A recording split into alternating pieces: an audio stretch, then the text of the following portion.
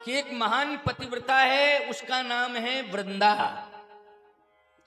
लेकिन उसके घर में एक बड़ी समस्या पैदा हो गई। उसका पति अन्यायी अत्याचारी हो गया, राक्षस हो गया। उसका नाम है जलंधर। बहुत बड़ा अन्याय हुआ है, अत्याचारी हुआ।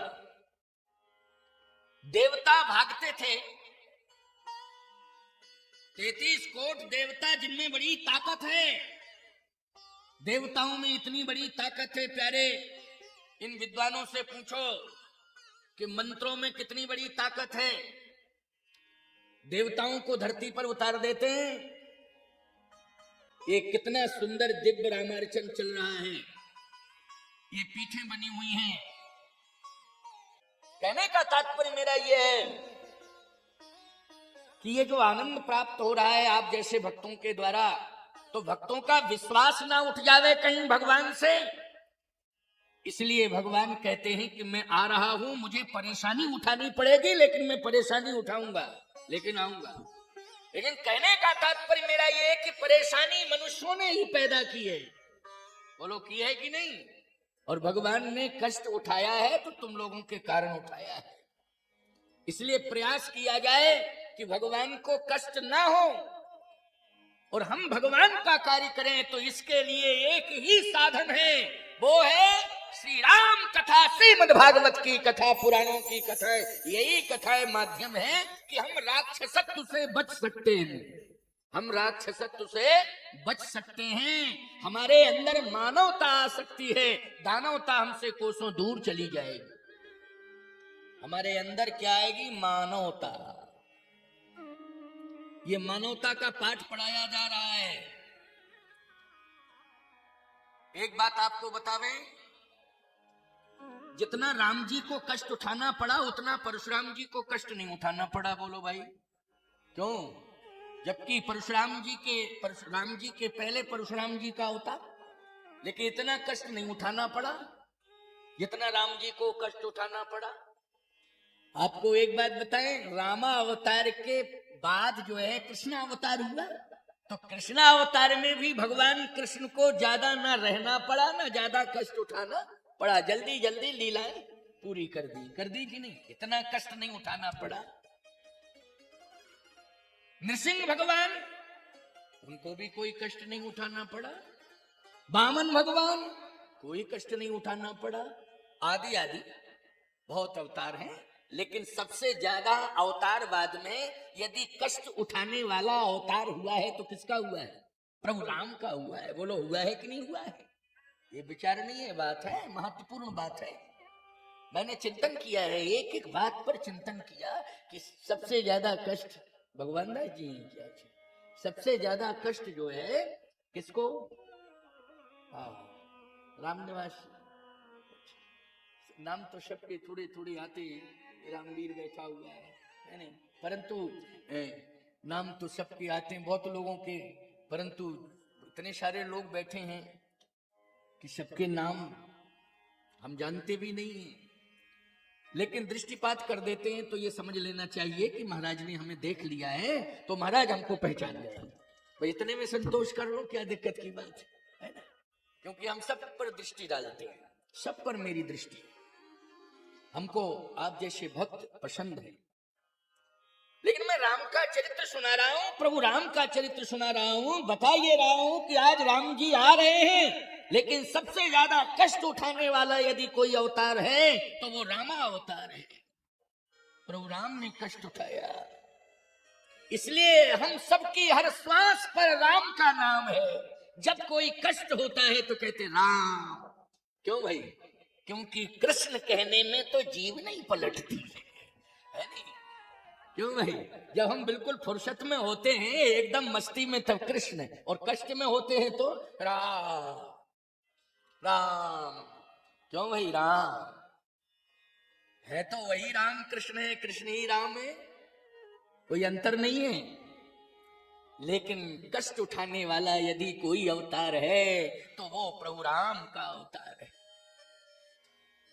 लेकिन इस पर विचार करना पड़ेगा कि हम भगवान को कष्ट ना उठाने दें, इसके लिए पहले ही इंतजाम कर लें कि पूरे परिवार को बच्चों के सहित हम सत्संग से जोड़ दें, संतों से जोड़ दें, जिससे हमारे घर में देवत्व बना रहे, मनुष्यत्व बना रहे, राक्षसत्व ना आने पावे। ये प्रयास हमें करना है। देखिए कितनी बड़ी समस्या पैदा हो गई कि एक राक्षस ने देवताओं को पलायनवादी बना दिया। पूरे देवता भयभीत हैं। उसका नाम है जलंधर।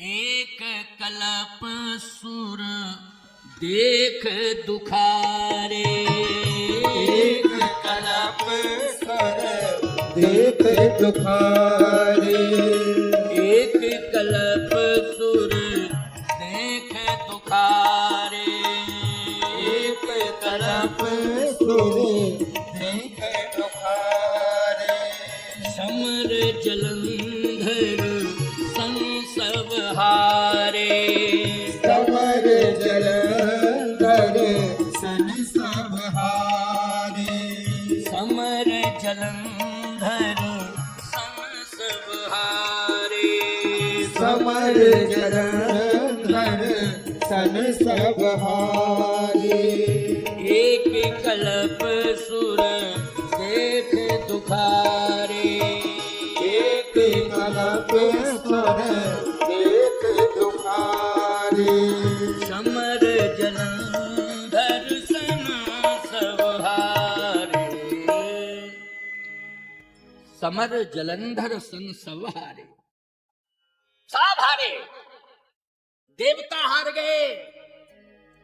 और आपको बताएं केवल देव ही नहीं हारे, महादेव भी हार गए। महादेव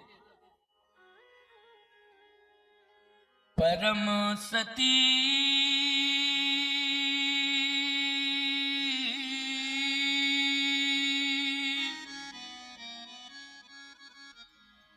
असुराधिप नारी,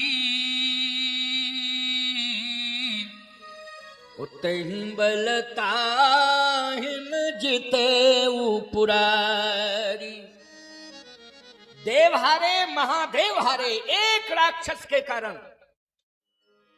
एक बात बताएं, इस राक्षस को ताकत कहां से मिल रही थी? हमारी भक्ति से ताकत मिल रही थी।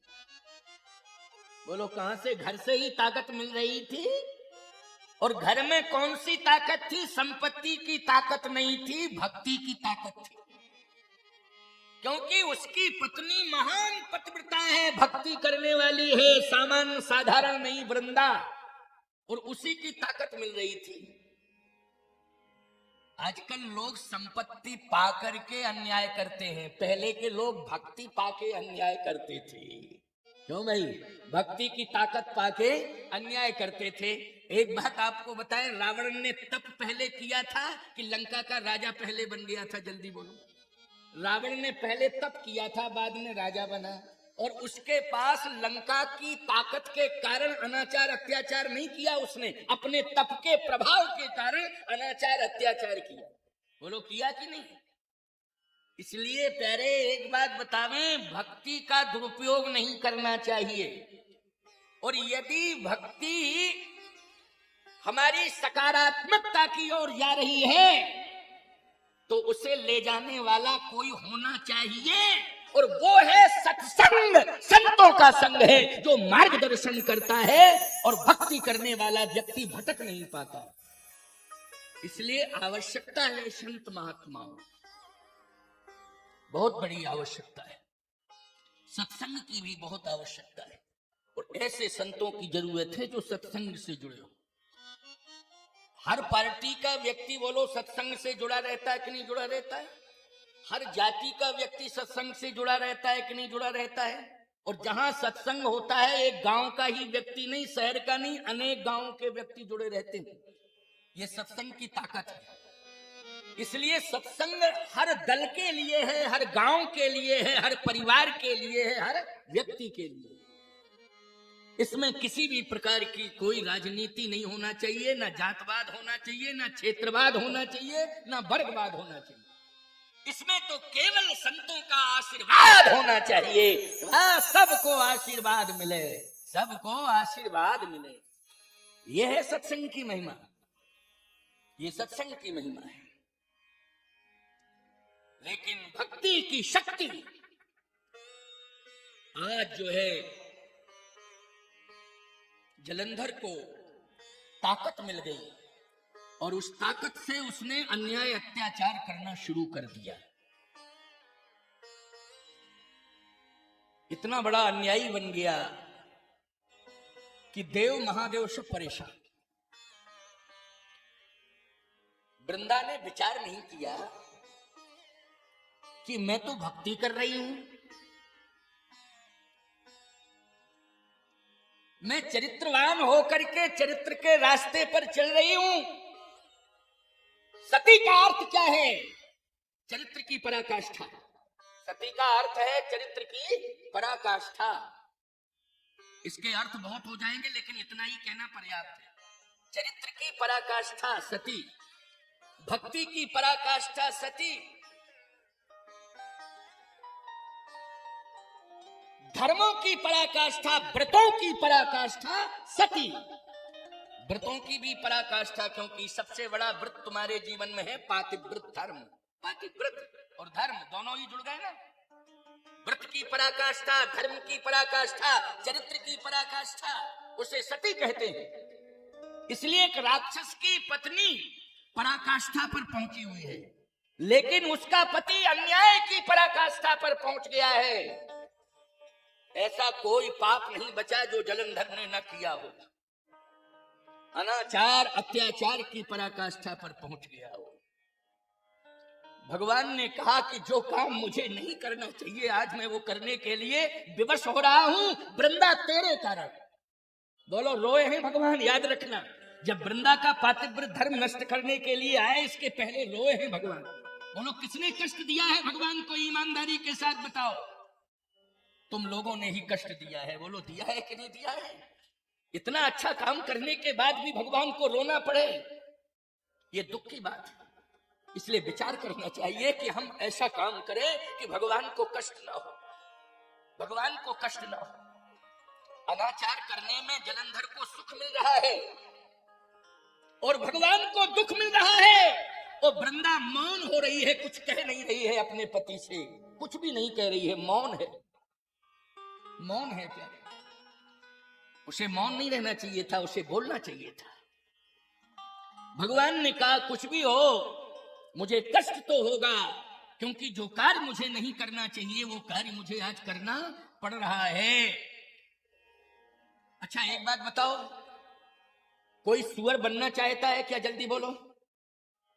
सबसे निकृष्ट जीव होता है सुअर, लेकिन तुम लोगों के कारण भगवान को सूकर अवतार धारण करना पड़ा कि नहीं करना पड़ा? जल्दी बोलो, किसके कारण? बोलो बोलो भाई, किसके कारण? तुम लोगों के कारण। इसलिए हम लोग भक्ति करें और अनेक सुकृत करें अपने हाथों से, लेकिन वो सब कुछ हम भगवान को अर्पण कर दें। किसको अर्पण कर दें? भगवान को अर्पण कर दें। और भगवान को अर्पण करने का अर्थ है कि जहां पर भगवान की कथा हो रही हो, परिवार के सहित हम श्रवण करने के लिए पहुंच जाए। यही अर्पण है, यही अर्पण है कि हम सब पहुंच गए, आपका चरित्र सुनने के लिए गए। आज चरित्र सुन रहे हो तभी तो तुम्हारा रोम रोम खड़ा हो रहा है। बोलो भाई, आज तुम्हें एहसास हो रहा है कि महाराज ठीक ही तो बोल रहे। भगवान का जन्म हो रहा है, लेकिन जन्म के हेतु अनेक हैं। उनमें जब जब होए धर्म की हानि, बाढ़हि असुर अधम अभिमानी, तब तब प्रभु धर विविध शरीरा। और विविध शरीरा में शुक्रावतार भी हुआ। बोलो, हुआ कि नहीं हुआ? शुक्रावतार धारण करना पड़ा। ये कष्ट की बात है प्यारे। वृंदा ने कोई प्रतिक्रिया विरोधात्मक नहीं की, और विरोधात्मक प्रतिक्रिया नहीं की तो ये करता ही रहा अन्याय।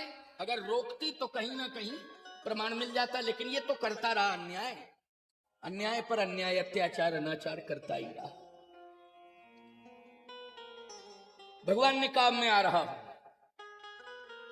तो भगवान स्वयं गए हैं, रूप बदल लिया भगवान ने। और भगवान ने जब रूप बदला तो छलिया कह दिया उनको। क्या कह दिया? ये छलिया है। बोलो, छलिया कहना पड़ा है। अच्छा, किसी को तुम छलिया कहो तो उसे अच्छा लगेगा कि बुरा लगेगा? जल्दी बोलो। बहुत बुरा लगेगा, हमको छलिया कह रहे हो। लेकिन बोलो, कन्हैया को छलिया कहा कि नहीं कहा? यानी यहाँ छल करने वाले को छली कहते हैं, उसी को छलिया कहते हैं। ऐसे ही भगवान को छलिया कहा है, नारायण को छलिया। अरे केवल कन्हैया को ही छलिया नहीं कहा गया है, यहाँ तो स्वयं भगवान नारायण को छलिया कहा गया। छल कर तारे उतास व्रत प्रभु सुर कारज की। बोलो, छलिया हो गए कि नहीं? छल कर तारे उतास व्रत प्रभु सुर कारज की। छल करके भगवान ने व्रत भंग किया है वृंदा का। ये छल करना अच्छी बात नहीं है, जबकि भगवान के दरबार में बोर्ड लगा हुआ है। भगवान के दरबार में बोर्ड लगा है, भगवान कहते पहले इसको पढ़ो और इस नियम का पालन करो, तब प्रवेश करो, वरना भाग जाओ, लौट जाओ। तो आप कहो महाराज कौन सा बोर्ड लगा है? निरमल मन जन सो मोहि पावा, ओ मोहि कपट छल छिद्र न भावा। बोलो भाई, लिखा है कि नहीं लिखा है? जब ये बोर्ड टंगा हुआ है, उस पर ये नियम लिखा हुआ है, लेकिन भगवान ने स्वयं छल किया है। छल कर तारे उतास व्रत प्रभु सुर कारज कीन। भगवान ने स्वयं छल किया है प्यारे। अब समझ लो तुम लोगों के कारण किया है। बोलो, किया कि नहीं? प्रबल प्रेम के पाले पढ़कर प्रभु को नियम बदलते देखा, अपना मान टले टल जाए, पर भक्त का मान न टलते देखा। प्रबल प्रेम के पाले पढ़कर प्रभु को नियम बदलते देखा, निर्मल मन जन सो मोहि पावा, मोहि कपट छल छिद्र न भावा। लेकिन छल कर तारे उतास व्रत प्रभु सुर कारज कीन। भगवान ने छल किया, व्रत भंग किया। वृंदा ने कहा कि आपने मेरा व्रत भंग किया है, मेरा धर्म नष्ट किया है। आपने ये उल्टा काम कैसे कर दिया? आप धर्म की रक्षा करने के लिए आते हैं, लेकिन आपने तो आज धर्म को ही नष्ट कर दिया। बोलो, धर्म की रक्षा करने के लिए भगवान आते हैं कि नहीं? असुर मार थापे सुरन राखें निज श्रुति सेत। असुर मार, भगवान ने कहा कि तुम ठीक कह रही हो कि मैं धर्म की रक्षा करने के लिए आता हूं। वृंदा ने कहा यहां तो आपने धर्म की रक्षा नहीं की, बल्कि धर्म को नष्ट ही कर दिया। ये उल्टा पुल्टा नियम कैसा? भगवान ने कहा बात यह है कि जहां पर धर्म होता है और वो धर्म यदि अधर्म की रक्षा करने में लग जाए, तब हम क्या सोचें? बोलो भाई, धर्म, भगवान ने कहा कि धर्म तू करती है, हाँ मैं करती हूं धर्म, लेकिन तू धर्म तो करती है, लेकिन तेरा पति अधर्म है और तू कवच बन करके उसकी रक्षा करती है। तब बोल, जब तू अधर्म की रक्षा करती है तो धर्म का दुरुपयोग कर रही है कि सदुपयोग कर रही है, ये बता। अपनी भक्ति का तू दुरुपयोग कर रही है कि सदुपयोग कर रही है, ये बता। अपनी शक्ति का तू दुरुपयोग कर रही है कि सदुपयोग कर रही है? वृंदा ने कहा मैं धर्म संकट में फंस रही हूं, इसलिए फंस रही हूं, धर्म संकट में फंस गई। धर्म संकट में क्योंकि वो मेरा पति है, वो मेरा पति है और मैं पत्नी हूं। अब पति की रक्षा करना मेरा धर्म है। भगवान ने कहा पति की रक्षा करना तेरा धर्म है, तो पूरी ताकत तू रक्षा करने में लगा रही है, लेकिन अपनी ताकत पति को सुधारने में क्यों नहीं लगा रही? तू रक्षा करने में तो लगा रही है, लेकिन सुधारने में क्यों नहीं लगा रही है ताकत? क्यों लगाना चाहिए पूरी ताकत सुधारने में? अरे भाई ठीक है, हमारा धर्म है कि हम ताकत पूरी लगाएंगे, प्रयास पूरा करेंगे। अब नहीं होता परिवर्तन तो परमात्मा जाने, है परमात्मा जाने। लेकिन तूने एक बार भी मुझसे कहा कि हे प्रभु आप आकर के परिवर्तन कराइए। कभी तूने आवाहन किया मेरा? बता। अगर तूने आवाहन किया, तेरे आवाहन पर बंदा मैं नहीं आया हूं, मैं देव और महादेव के आवाहन पर आया हूं। मैं देव और महादेव के आवाहन पर आया हूं, तेरे आवाहन पर नहीं आया हूं। जबकि तेरे आवाहन पर मुझे आना चाहिए था कि हे प्रभु मैंने तो पूरी ताकत लगा ली है, पूरा प्रयास कर लिया है, लेकिन अब मुझे इस राक्षसत्व से दूर करो, उबारो उबारो उबारो। लेकिन तूने एक बार भी नहीं कहा, और तेरा पति अनाचारी अत्याचारी हो गया, अनाचार अत्याचार करता ही रहा, अनाचार बढ़ता ही चला गया, बढ़ता ही चला गया। आपको एक बात बताएं, कोई बीमारी आई तो उसका इलाज होना चाहिए। अगर इलाज से बीमारी ठीक नहीं हो रही है तो ईमानदारी के साथ बताओ, डॉक्टर खुद ही कह देता है प्रयास पूरा कर लिया, भगवान जाने। प्रयास तो पूरा कर लिया लेकिन अब भगवान जाने। तो तू प्रयास तो करती कि इसकी राक्षसी प्रवृत्ति दूर हो जाती, अगर नहीं हो रही थी तो प्रार्थना करती कि प्रभु अब आप जानो। लेकिन मुझे आना पड़ा देव महादेव के आवाहन पर, मैं तेरे आवाहन पर नहीं आया हूं। इसलिए जो धर्म अधर्म की रक्षा करने में लग जाता है, भगवान कहते हैं कि ऐसे धर्म को नष्ट करने के लिए मैं स्वयं आ जाता हूं और ऐसे धर्म को पनिशमेंट देता हूं। जो धर्म अधर्म की रक्षा करे। भीष्म पितामह ने कुरुवंशियों की रक्षा करने का संकल्प लिया था। अच्छा, कुरुवंशियों ने ईमानदारी के साथ बताना, उसमें अधर्म का पूरा नेतृत्व कर रहा था दुर्योधन। बोलो नेता कौन था? अधर्म का नेता, अधर्म का नेतृत्व करने वाला वो नेता, उसका नाम है दुर्योधन। आपको एक बात बतावे, जो धन का दुरुपयोग करे वही दुर्योधन है। जो धन का दुरुपयोग करे वो क्या है? दुर्योधन है। इसलिए मैं एक बात कह रहा हूं, नेताओं चुनाव में ज्यादा धन का दुरुपयोग मत किया करो, नहीं दुर्योधन बन जाओगे। ज्यादा दुरुपयोग नहीं करना। आजकल लाइन लग जाती है पैसा खर्च करने की, क्यों? ये तुम्हें विश्वास है कि हम धन से जीत जाएंगे? आपको एक बात बताएं, जीत और हार परमात्मा के हाथ में है। जीत और हार तुम्हारे भाग्य पर डिपेंड है, तुम्हारे कर्मों पर डिपेंड है। यदि तुमने कर्मण्येवाधिकारस्ते मा फलेषु कदाचन, यदि तुमने सुकृत किए हैं तो निश्चित है कि उसके परिणाम स्वरूप तुम्हारी जीत होगी, और यदि तुम्हारे सुकृत नहीं है जीवन में तो कभी तुम्हारी जीत नहीं होगी, निश्चित रूप से तुम्हें पराजय ही मिलेगी। लेकिन अब जीतने के बाद अगर तुमने सुकृत नष्ट कर दिए तो फिर अगले बार तुम्हें परिणाम बेकार मिलेगा। और यदि तुमने सदुपयोग कर लिया, तुमने अपने चरित्र का निर्माण कर लिया, तुमने केवल सड़क निर्माण ही नहीं साथ ही साथ चरित्र का निर्माण किया है, तुमने केवल मात्र विकास ही नहीं, तुमने परंपराओं पर भी ध्यान दिया है, तो निश्चित रूप से तुम्हारा नेतृत्व सफल माना जाएगा। और इसी देश में तुम्हें इंसान नहीं भगवान मान करके लोग तुम्हारा सम्मान करेंगे। अगर तुमने नेतृत्व सही किया, धन का दुरुपयोग नहीं करना है, पद का दुरुपयोग नहीं करना है। अगर तुम व्यापारी हो तो याद रखना, लक्ष्मी जी तभी प्रसन्न होंगी जब तुम धन का सदुपयोग करोगे।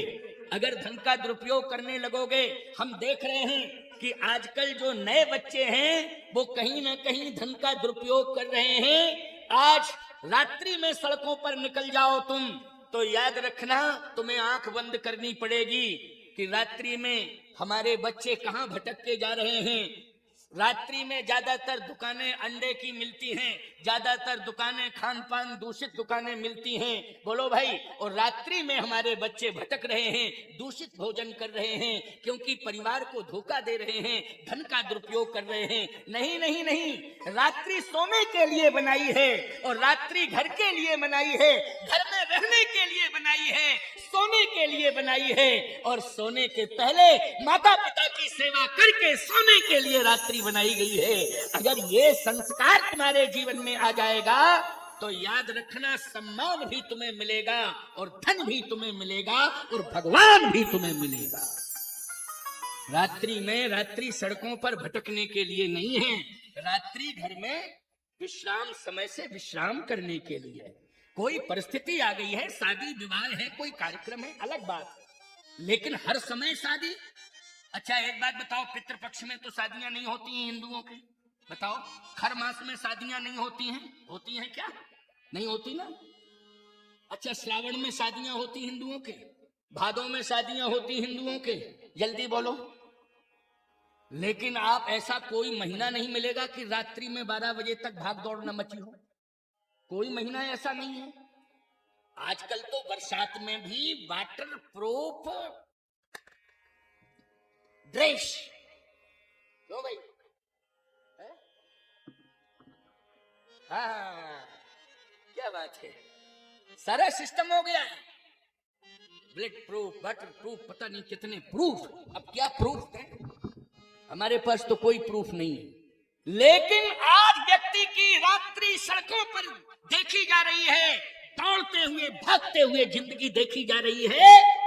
घर का बिस्तर सूना पड़ा हुआ है। बोलो, घर का बिस्तर इंतजार कर रहा है कि आओ हम तुम्हें रात्रि में सुखद नींद देंगे, लेकिन वो बिस्तर खाली पड़ा हुआ है और सड़कें भरी पड़ी हैं, सड़कें भरी पड़ी हैं और बिस्तर खाली पड़ा है। ईमानदारी के साथ बताना, मैं आपसे पूछ रहा हूं, धन का दुरुपयोग हो रहा है और धर्म का ह्रास हो रहा है और धरती कांप रही है और परमात्मा अब रो रहा है बैठा बैठा कि ये हो क्या रहा। इसलिए हम लोग केवल आधार बनावे कथाओं का। सप्ताह में एक बार समीपस्थ मंदिर में सत्संग में जाने का मन बना लो, अभ्यास बना लो। कोई मंदिर पास में हो, सप्ताह में एक बार तो बना ही लो। ये जरूरी नहीं है कि हम हमेशा तुम्हारे यहाँ आएंगे या और भी संत विद्वान समय समय पर आएंगे, लेकिन तुम्हारे पास मंदिर है, तुम्हारे पास रामायण है और तुम्हारे पास तुम्हारे बच्चे हैं। बोलो है कि नहीं? भले ही बच्चे शिक्षा की क्रांति में दूर पढ़ रहे हैं, अच्छी बात है, लेकिन घर में तो कुछ कोई ना कोई है ही, एक दो सदस्य तो रहते ही हैं, रहते हैं ना।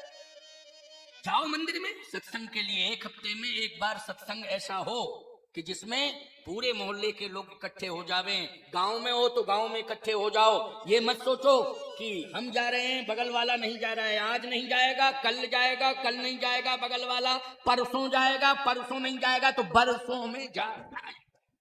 जब बीतेगी तो जाएगा।